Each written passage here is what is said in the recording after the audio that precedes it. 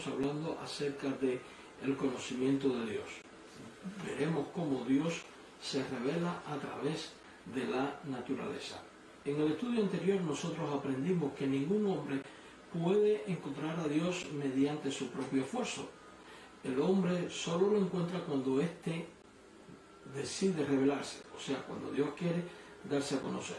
Hoy veremos que en el Antiguo Testamento Dios se reveló a todos los hombres, todos los pueblos, todas las naciones, independientemente de su lenguaje o civilización, y lo hizo a través de la creación y de la conciencia.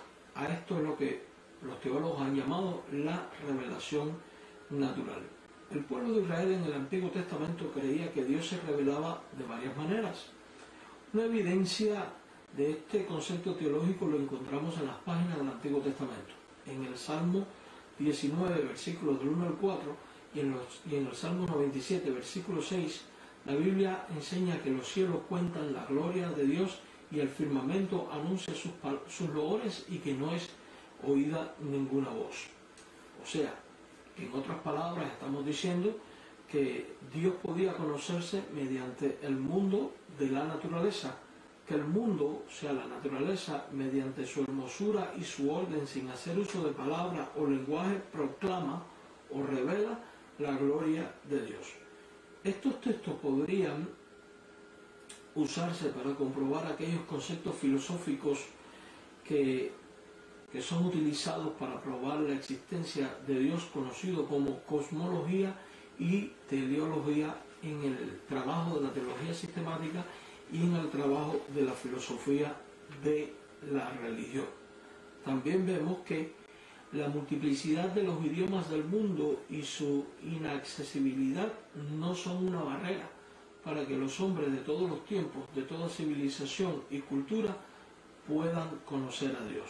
Eso quiere decir que cualquier persona puede saber algo de Dios mediante la creación. En el Nuevo Testamento, el apóstol Pablo va a argumentar sobre este tema. Lo antes expuesto siglos después sería lo desarrollado y enseñado por Pablo cuando escribe su epístola a los romanos. Para una mejor comprensión del Salmo 19, versículos del 1 al 4, examinaremos la interpretación y aplicación paulina. Note que Romanos 1, 20 al 21 está en un contexto muy similar. Vamos a leer el texto y después explicarlo.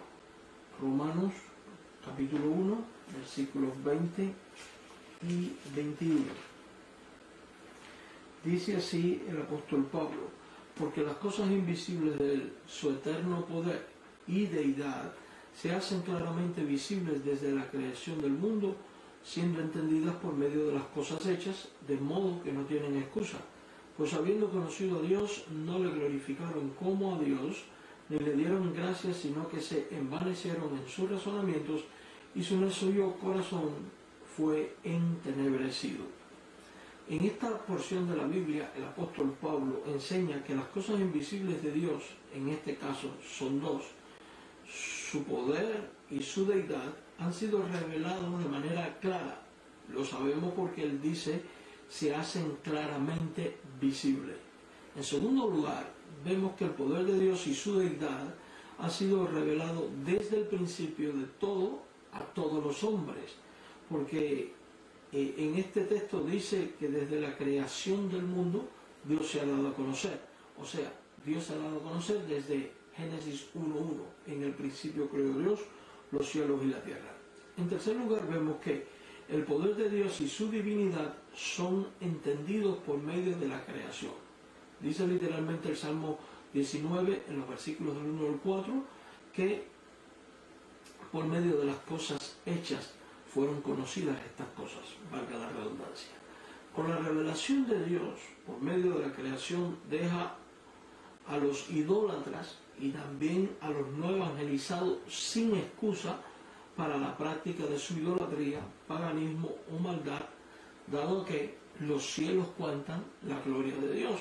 Y por eso Pablo habla de un conocimiento de Dios que Dios le manifestó a los idólatras por medio de la creación. Si usted lee en Romanos 1, pero los versos 19, dice: porque lo que de Dios se conoce les es manifiesto, pues Dios se lo manifestó. Los idólatras y perversos de los que Pablo habla habían conocido a Dios y aún así no le glorificaron. Pero, ¿cómo lo conocieron? Por medio de la creación que cuenta la gloria de Dios, según el Salmo 19, versículos del 1 al 4. Y de ese Dios que por medio de su poder, por medio de su palabra, hizo el cielo y la tierra. Porque la Biblia así lo enseña. Cuando vamos a Génesis 1, encontramos continuamente la frase, y dijo Dios, y fue hecho. Convirtiendo a la creación de esta manera en testigo del poder y de la deidad de nuestro Dios. La declaración paulina de que los idólatras y los perversos quedan sin excusa por cuanto Dios les reveló su eterno poder y deidad por medio de la naturaleza es 100% compatible con lo enseñado en el Antiguo Testamento. Si vamos al Salmo 97, en el versículo número 6, el autor de esta porción bíblica concuerda en estos conceptos cuando expresa de la siguiente manera. Salmo 97, versículo 6. Los cielos anunciaron su justicia y todos los pueblos vieron su gloria. Observe que en esta porción de la Biblia el salmista enseña que los cielos anunciaron la justicia de Dios. La pregunta que surge es, ¿a quiénes le anunciaron la justicia de Dios los cielos? Los cielos anunciaron la justicia de Dios a todos los pueblos, o sea, a todos los hombres, independientemente de su trasfondo cultural. Afirmamos esto porque el texto, de alguna manera, dice, debido a que los cielos anunciaron la justicia de Dios, todos los pueblos vieron su gloria. Siendo que el cielo es un testimonio de la justicia de las obras de Dios, se da entonces por sentado que Dios ha sido dado a conocer a todos los pueblos. Por eso el idólatra y el perverso, el animista, el panteísta, no tienen excusa.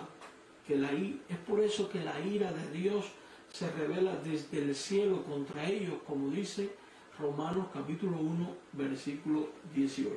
Leamos el texto. Porque la ira de Dios se revela desde los cielos contra toda impiedad e injusticia de los hombres que detienen con injusticia la verdad. El Salmo 97 dice que el cielo revela la justicia de Dios a todos los pueblos. Y Romanos 1:8, que la ira de Dios se revela desde el cielo a todos los hombres que actúan con toda impiedad, injusticia e idolatría. Entonces, ciertamente, eso es lo que enseña la palabra de Dios. Veamos a continuación la diferencia entre la revelación natural y la especial. Porque así como hay una revelación natural, hay una revelación especial. Lo primero a saber antes de continuar es que el Salmo 19 nos enseña que el pueblo del Antiguo Testamento tenía el concepto no solo de una revelación natural, sino también de una revelación especial a un pueblo en particular. Y esta revelación es el pueblo de Dios. En el Salmo 19, versículos del 1 al 4, leímos que la revelación natural viene por medio de la creación. Sin embargo, cuando leemos los versículos del 5 al 10, vemos que hay una revelación especial que viene por medio de la Sagrada Escritura. Leamos esta porción ahora. Salmo 19, versículos del 5 al 10. Note cómo dice el autor de este salmo, el rey David. Y este, como esposo que sale de su tamo, dice, y este, como esposo que sale de su tálamo, se alegra con el gigante para correr el camino. De un extremo de los cielos es su salida y su curso hasta el término de ellos. Y nada hay que se esconda de su clamor. De su clamor. La ley de Jehová es perfecta, que convierte el alma, el testimonio de Jehová es fiel, que hace sabio al sencillo, los mandamientos de Jehová son rectos, que alegran el corazón, el precepto de Jehová es puro, que alumbra los ojos, el temor de Jehová es limpio, que permanece para siempre, los juicios de Jehová son verdad, todos justos, deseables son más que el oro y más que mucho oro afinado, y dulce más que la miel, que la que destila del panal. O sea que Este salmo deja bien claro que hay una diferencia significativa en lo que puede saberse de Dios por medio de la naturaleza con respecto a lo que aprendemos de Dios por medio de la revelación escrita. La creación revela a Dios a todos los hombres de todos los pueblos, pero no revela cómo relacionarse con ese Dios para salvación, para comunión, para crecimiento, para perfección. Se define a esta revelación como general o natural. Esta revelación no es suficiente para salvación, pero sí para condenación. La palabra escrita revela a Dios a un grupo particular de personas, aquellos a quienes el Padre se quiso revelar de una manera especial. Los profetas y todos aquellos hombres inspirados por Dios para poner por escrito la revelación de Dios. Segunda de Pedro capítulo 1, versículo 20 dice que nunca la profecía fue traída de modo privado, por interpretación privada, sino que los santos hombres de Dios hablaron siendo inspirados por el Espíritu Santo. Por su parte, el apóstol Pablo enseña a Timoteo, en su segunda carta, capítulo 3, versos 16 al 17, que toda la Escritura es inspirada por Dios y útil para enseñar, para redarguir, para corregir, para instruir en justicia, a fin de que el hombre de Dios sea perfecto y enteramente preparado para toda buena obra. De manera especial, vemos esta revelación por inspiración divina, posteriormente por medio de Jesucristo, quien dice el libro de Hebreos capítulo 1, versículo 1, que en el pasado Dios había revelado por los padres y por los profetas, pero que en estos postreros tiempos se había dado a conocer por su Hijo Jesús. A diferencia de la revelación hecha por medio de la creación, la revelación escrita convierte el alma, dice el Salmo 19, versículo 7. Otorga sabiduría, versículo 7 del Salmo 19. Alegra el corazón del hombre, versículo 8 del Salmo 19. Alumbra los ojos, versículo 8 del Salmo 19. Provee la iluminación necesaria para conocer más a Dios y amonesta al pecador. Además, en 2 Timoteo aprendimos que la misma es útil para enseñar, redarguir, corregir e instruir en justicia. Es útil para hacer al hombre de Dios perfecto y preparado para toda buena obra. De tal manera que a este nivel de vida no se llega si no tuviéramos una revelación especial. Este tema de la revelación especial de Dios lo trataremos en próximos estudios. El Antiguo Testamento, amado hermano, enseña que Dios se revela a todos los hombres por medio de la creación, dejándoles sin excusa por no creer en Él y buscarle. Dicha revelación por medio de la naturaleza revela la existencia de Dios y a éste como creador, pero no como salvador, por lo cual el hombre no es salvo por contemplar la naturaleza.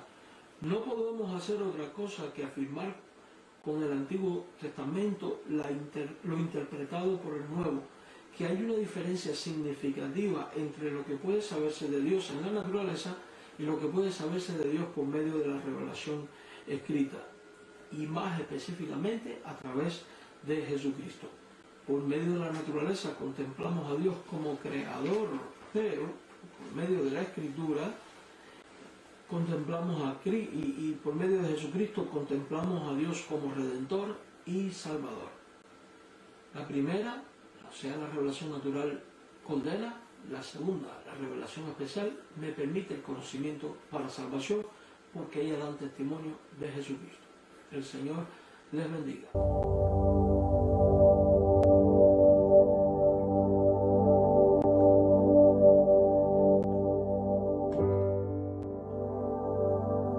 Buen día. Bienvenidos a la Iglesia Bautista Verdad y Vida. Le damos gracias a Dios por que a pesar de nuestras cosas que están pasando podemos alabarle y bendecirle. Así sean desde nuestros hogares, porque sabemos que la iglesia no es un edificio, sino somos los creyentes. Quiero compartirles unos versos de Crónicas, Primera de Crónicas 16, 23 al 25. Primera de Crónicas 16, 23 al 25, y dice: Cantad a Jehová toda la tierra, proclamad de día en día su salvación, Cantad entre las gentes su gloria, y en todos los pueblos sus maravillas. Porque grande es Jehová, y digno de suprema alabanza. Vayamos al Señor en oración para comenzar a alabarle en este día. Gracias, Padre, por permitirnos, Señor, estar aquí, poder alabarte con nuestro corazón, Señor, alabarte en espíritu y en verdad, Padre. Señor, te pido que en este servicio de hoy, Padre,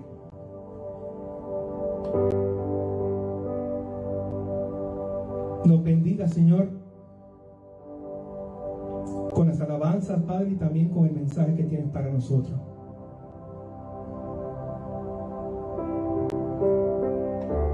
Señor, que lo que aprendamos hoy, escuchemos y cantemos hoy, Señor,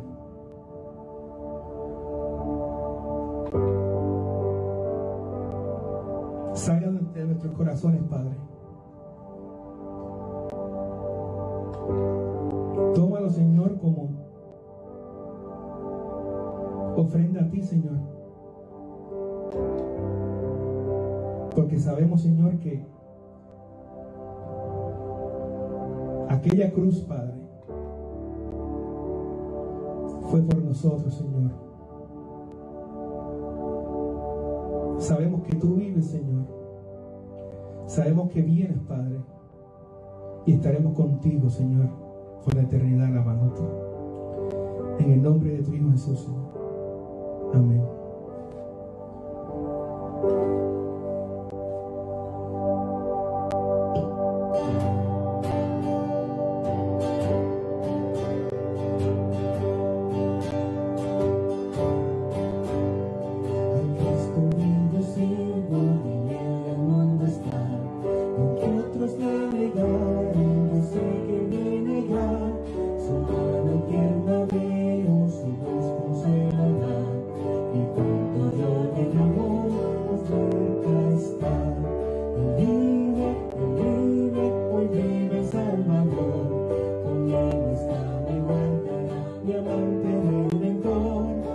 Vive,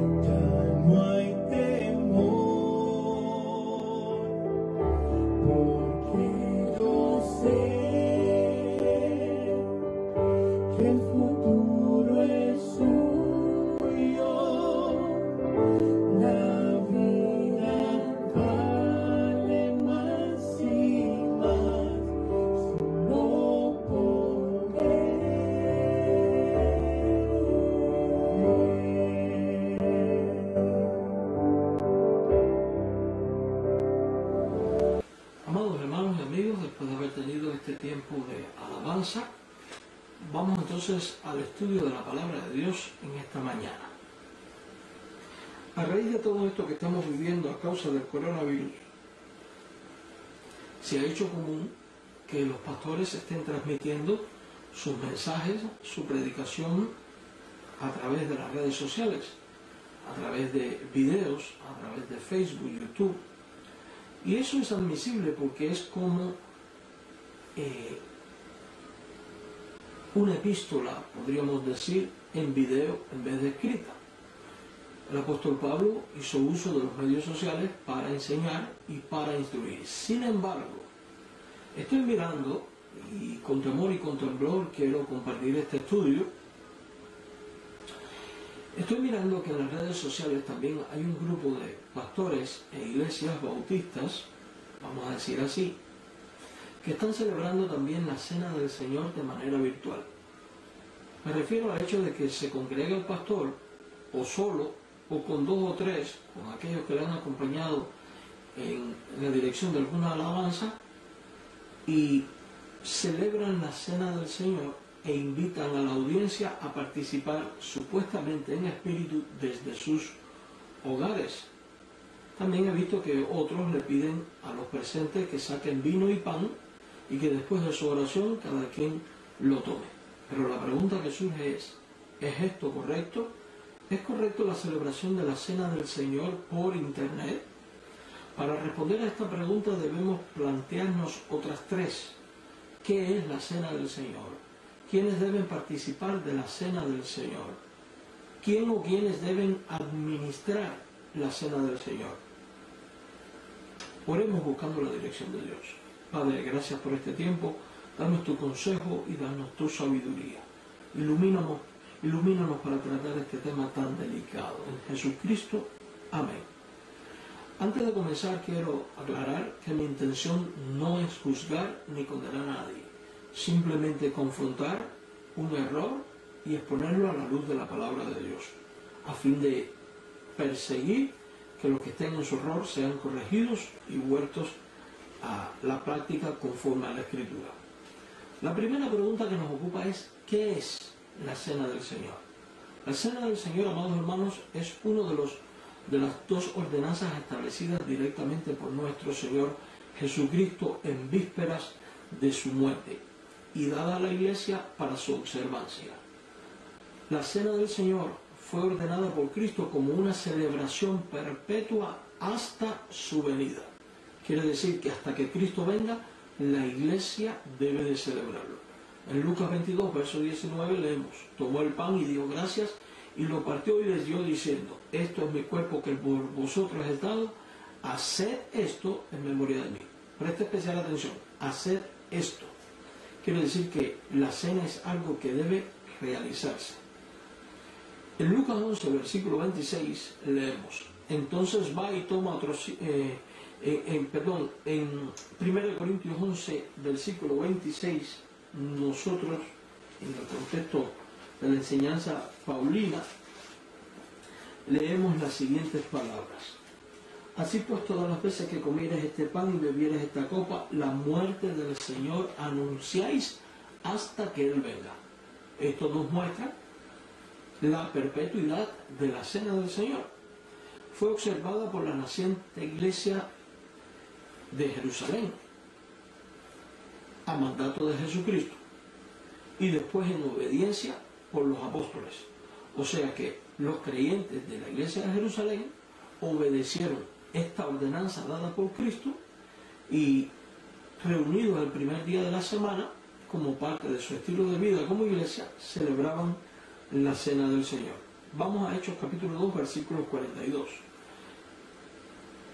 Después del mensaje de Pentecostés, donde más de 3.000 son bautizados y añadidos, encontramos que estos creyentes se encuentran haciendo lo siguiente: que perseveraban en la doctrina de los apóstoles, en la comunión unos con otros y en el partimiento del pan. O sea que la iglesia de Jerusalén practicó la Cena del Señor. Luego en Hechos capítulo 20, versículo 7, ya no en Jerusalén, sino en otro lugar, otra iglesia muy diferente, ya entre gentiles, nos encontramos que también ellos practicaban la cena del Señor. Por tanto, aquí estamos viendo que era una práctica común de las iglesias cristianas. El primer día de la semana, reunidos los discípulos para partir el pan, Pablo les enseñaba. O sea que encontramos aquí que los creyentes se reúnen el día domingo y lo hacen para partir el pan. Si leemos después el versículo número 11 del mismo capítulo 20 de Hechos, descubrimos que después de haber subido y partido el pan y comido, habló largamente hasta el alba y así salió. O sea que había celebración de la cena y había predicación como parte del culto. En el versículo número 16 de 1 a los Corintios, capítulo 10, leemos: la copa de bendición que bendecimos no es la comunión de la sangre de Cristo, el pan que partimos no es la comunión del cuerpo de Cristo. En el capítulo 11, 1 Corintios, versículo 23, leemos: porque yo recibí del Señor lo que también os he enseñado, que el Señor Jesús, la noche que fue entregado, tomó pan. Y luego en el 25 dice: asimismo tomó también la copa después de haber cenado, diciendo: esta copa es el nuevo pacto en mi sangre, haced esto todas las veces que la bebiereis en memoria de mí. Note cómo Pablo dice que él lo recibió del Señor y que ahora se lo está transmitiendo a la iglesia, mostrándonos que ciertamente la cena del Señor fue establecida por Cristo para obedecerla y cumplirla en todas las iglesias hasta que Él venga. La cena del Señor es un recordatorio de todo lo acaecido a Jesucristo en el Calvario, en expiación por los pecados de todos aquellos que el Padre y el Hijo en su economía habían ordenado para vida eterna. Esto convierte a la cena del Señor en una remembranza de su cuerpo entregado en la cruz y de su sangre derramada. A eso se refería Jesucristo, nuestro Señor, cuando dijo en Mateo 26, 26, tomad, comed, esto es mi cuerpo. Y en Mateo 26, 28, cuando dijo, esto es mi sangre del nuevo pacto. La Biblia enseña que el comer del pan y beber de la copa ha de hacerse en memoria del Señor. Cuando leemos las palabras de Pablo a los Corintios, en el capítulo 11, versículos 24 al 26, dice: habiendo dado gracias lo partió y dijo: tomad, comed, esto es mi cuerpo que por vosotros es partido, haced esto en memoria de mí. Asimismo tomó también la copa después de haber cenado, diciendo: esta copa es el nuevo pacto en mi sangre, haced esto todas las veces que la bebiereis en memoria de mí. O sea que la cena es un memorial. Debido a eso, la cena es vista en el Nuevo Testamento como una conmemoración, un recordatorio, un traer a la mente del presente el recuerdo de un evento significativo para el cristiano, pero que ocurrió en el pasado. Hablo del evento ocurrido en el Calvario. Esto convierte a la cena del Señor en algo que es, además de una remembranza, un símbolo de la participación previa del cristiano de los beneficios de la expiación realizada por Cristo en la cruz. Por eso el Señor utiliza dos símbolos que constituyen los elementos establecidos por Cristo para la celebración de esta ordenanza, y son el pan, que es símbolo del cuerpo entregado, y el vino, que es símbolo de la sangre derramada. Por tal razón, al participar de la cena, todo creyente presente debe comer del pan y beber de la copa. Es un error no hacerlo o hacerlo en parte. Y digo esto porque hay denominaciones llamadas evangélicas que no celebran la cena. En otras palabras, no comen del vino, no comen del pan y no beben del vino. Otras, como los llamados testigos de Jehová, simplemente se lo pasan de mano en mano. También hay otras denominaciones, denominadas cristianas, donde participan del pan todos, pero solo unos pocos participan del vino y no siempre. Por tanto, esto es un error, porque cuando Jesús dijo: hagan esto en memoria de mí, se estaba refiriendo al acto de comer el pan y de beber de la copa. Esto se debe a que al comer del pan y beber del vino, simbólicamente comemos su cuerpo y bebemos su sangre. Juan 6, versículos 53 al 54 dice: Jesús le dijo: de cierto os digo, si no coméis la carne del Hijo del Hombre y bebéis su sangre, no tenéis vida en vosotros. el que come mi carne y bebe mi sangre tiene vida eterna y yo le resucitaré en el día postrero. Luego Pablo, en el capítulo 10, verso 16, dice, la copa de bendición que bendecimos, ¿no es la comunión de la sangre de Cristo? El pan que partimos, ¿no es la comunión del cuerpo de Cristo? Al recordar y rememorar lo ocurrido en el Calvario, o sea, la muerte expiatoria de Cristo por nosotros, pecadores indignos e inmerecedores de tal obra de amor y de gracia, al traer al presente el recuerdo de lo ocurrido en el pasado, al comer del pan y beber de la copa, los cristianos no pueden hacer otra cosa que expresar a Dios acciones de gracia por su obra de gracia y de amor, realizada por medio de Jesucristo. Por eso se identifica la cena del Señor, además de todo lo anteriormente dicho, como una acción de gracias. Por tal motivo, cuando la cena del Señor se celebra hoy, debe de ser también una acción de gracia. Un momento en el cual, donde todos los presentes le llevamos al Señor gracias por el acto de habernos salvado. Siendo que la cena del Señor es un acto que compete a la Iglesia, o sea, a los creyentes reunidos como pueblo de Dios, reunidos como Iglesia alrededor de la mesa del Señor para recordar o rememorar, por medio de los símbolos establecidos por Cristo y confirmados por los apóstoles, a saber, que son vino y pan, lo ocurrido en el Calvario y que nos mueve a la acción de gracia a participar de ella, como pueblo presente, como Iglesia, entramos en comunión con Cristo y en Cristo. Entonces la cena del Señor es también una comunión, es una coinonía. La copa que bendecimos es la comunión o coinonía de la sangre de Cristo.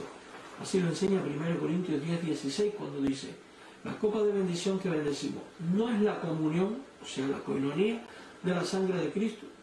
El pan que partimos también es la comunión o coinonía del cuerpo de Cristo. También lo enseña 1 Corintios capítulo 10, versículo 16, cuando dice, el pan que partimos no es la comunión del cuerpo de Cristo. La respuesta es un sí. En 1 Corintios 10, 16, el acto de bendecir la copa y partir el pan es un acto comunitario. Pablo usa primera persona del plural al hablar. Acto comunitario que ocurre en el contexto entonces de la asamblea de creyentes reunidos, a tal punto que Pablo exhorta a los creyentes a que para la celebración de tal evento ha de esperarse a que los miembros de la iglesia estén presentes. En 1 Corintios 11, verso 33 dice, así que hermanos míos, cuando reunís a comer, esperaos unos a otros. Estos textos apuntan de que ciertamente para que se pueda celebrar la cena del Señor, los creyentes tienen que estar reunidos, los miembros de la iglesia tienen que estar congregados, los miembros de la iglesia tienen que estar presentes y esperarse para que puedan estar los asociados a la iglesia local para dicha celebración. Por tanto, siendo que por internet solo puede estar, en este caso, el que administra la ordenanza y uno o dos que le acompañan y el resto de la iglesia ausente, es incorrecto entonces celebrar la cena para que la gente mire, porque es importante entender que la cena no fue establecida para que la gente la mire, la contemple, sino para que la gente la experimente, la viva. Nunca se habla en el Nuevo Testamento de que el pastor o unos pocos pueden de manera exclusiva y privada tomar la cena del Señor en representación de toda la iglesia o en ausencia de esta, pues esto rompe con el compañerismo cristiano que es la cena del Señor en su celebración, y más cuando la cena además significa la unión al compañerismo de los creyentes en Cristo. Y esto fomenta la superstición, el sacramentalismo y de alguna manera el clericalismo sacerdotal. En 1 Corintios capítulo 10, versículo 17 leemos, siendo uno solo el pan, nosotros, nuevamente primera persona del plural, con ser muchos somos un cuerpo, pues todos participamos de aquel mismo pan. O sea que se exige la participación de todos los que conforman el cuerpo de Cristo, o sea, la iglesia local, para que pueda de manera eficaz y válida celebrarse la cena del Señor.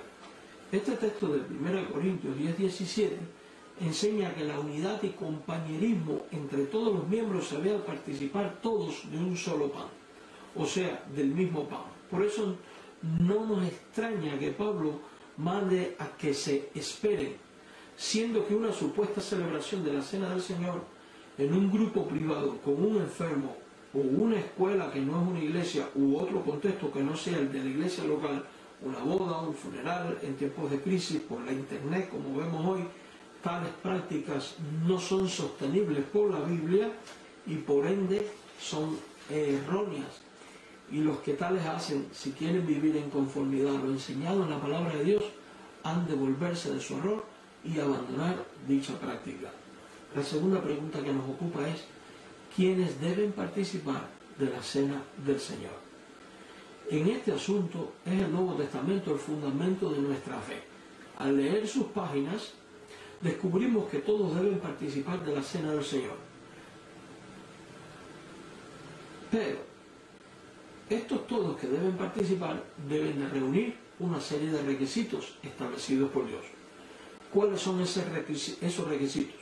Primero, ser un convertido, o sea, haber nacido de nuevo, haber recibido la palabra, haber recibido el Evangelio, haber creído en Jesucristo como Señor y Salvador, ser un creyente regenerado. En Hechos capítulo 2, verso 41 leemos: así que los que recibieron su palabra fueron bautizados y se añadieron aquel día como 3.000 personas. Note qué interesante.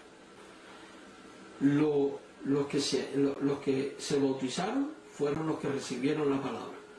Los que recibieron la palabra y se bautizaron se añadieron a la congregación. Y luego cuando leemos el verso 42, descubrimos que estos que recibieron la palabra, se bautizaron y se añadieron, eran los que también perseveraban en el partimiento del pan y en la comunión. Por tanto, es requisito indispensable que la persona sea un creyente en Jesucristo. Por medio del contexto de lo que encontramos en el libro de Hechos de los Apóstoles, al ir al capítulo 20, versículo 7, podemos ampliar este concepto. Dice que el primer día de la semana, reunidos los discípulos para partir el pan. Deja bien claro que los reunidos para partir el pan eran discípulos de Cristo. De otro modo, su participación en la Cena del Señor carecería de significado por cuanto en la misma está simbolizada la fe en Cristo. Carecería de significado de sentido que un inconverso pudiera estar recordando algo en lo cual no cree y no ha aceptado como es el sacrificio de Cristo. Bien, por lo que ya vimos anteriormente en el capítulo 2, verso 41, se infiere que entonces no solamente ser creyente, sino que además ha de ser una persona bautizada bíblicamente. Los que recibieron la palabra fueron bautizados. Uno que no ha dado testimonio de haber muerto al viejo hombre y resucitado al nuevo, no puede recordar ni celebrar con dignidad la obra de aquel que da muerte al viejo hombre y vida por medio de su muerte y resurrección. Aquellos que no han sido bautizados conforme a la Escritura, o sea, en base a una profesión personal y pública de fe en Cristo, y han sido bautizados por inmersión en el nombre del Trino Dios, al no ser reconocidos como válidamente bautizados, han de privárseles de participar de la mesa del Señor. Los que se han unido a la membresía de una iglesia local son los otros que pueden participar. O sea, que no es suficiente con ser creyente, haber sido bautizado. La persona tiene que ser miembro de una iglesia local. Pues los que recibieron la palabra se bautizaron, dice Hechos 2:42, que se añadieron. Y estos añadidos son los que después perseveraban en la comunión y en el partimiento del pan. Por tal motivo debe de ser restringida la Cena del Señor a los miembros de las iglesias. Cuando Cristo la instituyó, solo estaban con discípulos. Los que partían el pan en 1 Corintios 11:42 eran los que anteriormente habían creído. En Hechos 2:42 son los que habían creído y se habían bautizado y añadidos. Y en Hechos 27 los discípulos para partir el pan. Por eso, para participar de la cena hay que ser miembro de la iglesia. La tercera pregunta es, ¿quién o quiénes deben administrar la cena del Señor?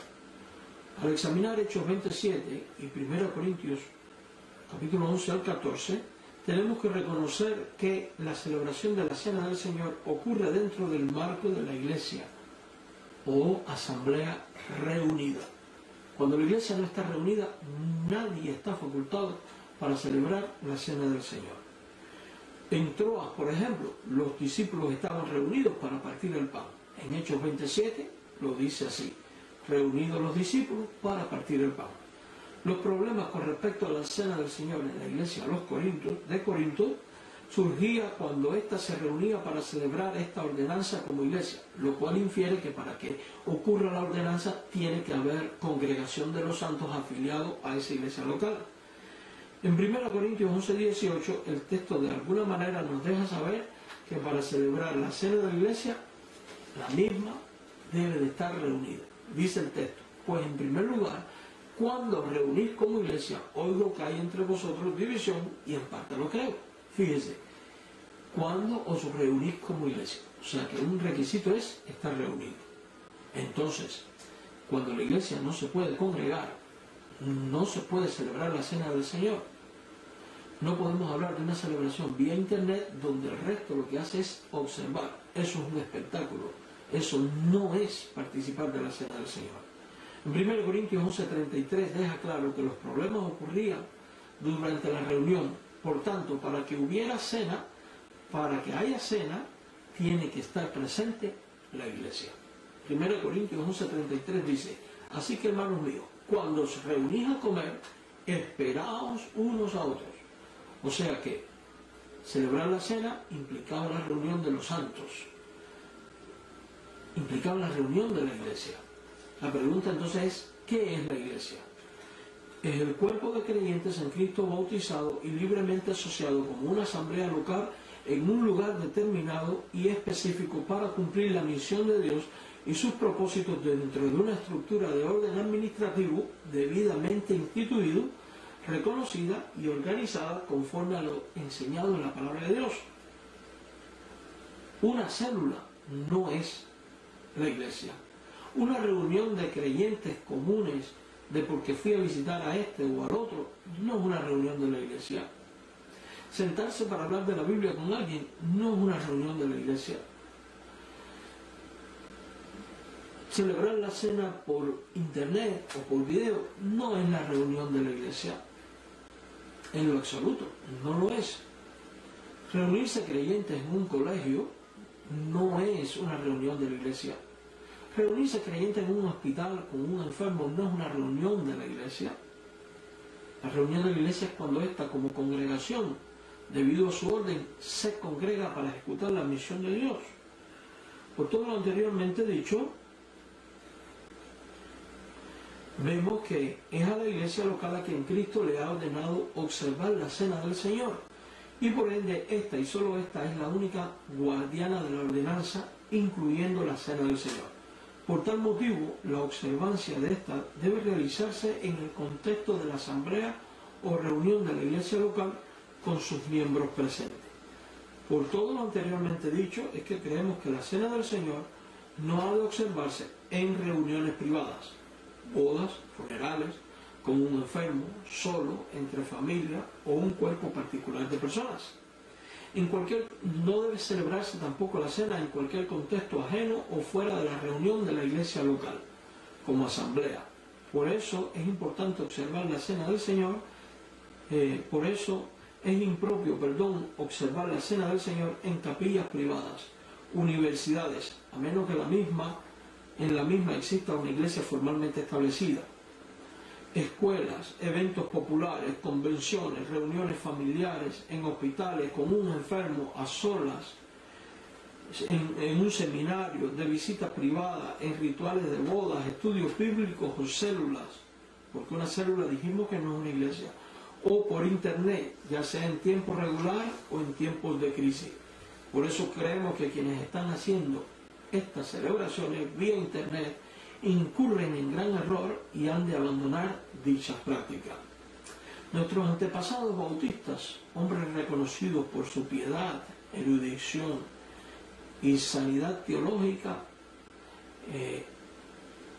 creían esto que estamos diciendo.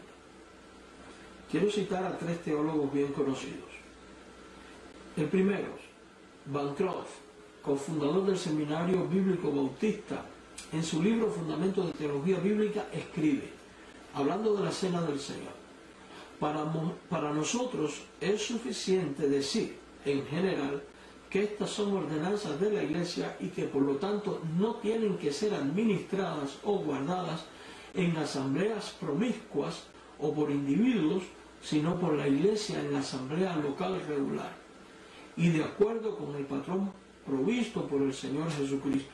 La Iglesia es el custodio de las 2 ordenanzas, el bautismo y la Cena del Señor, y el responsable de su administración.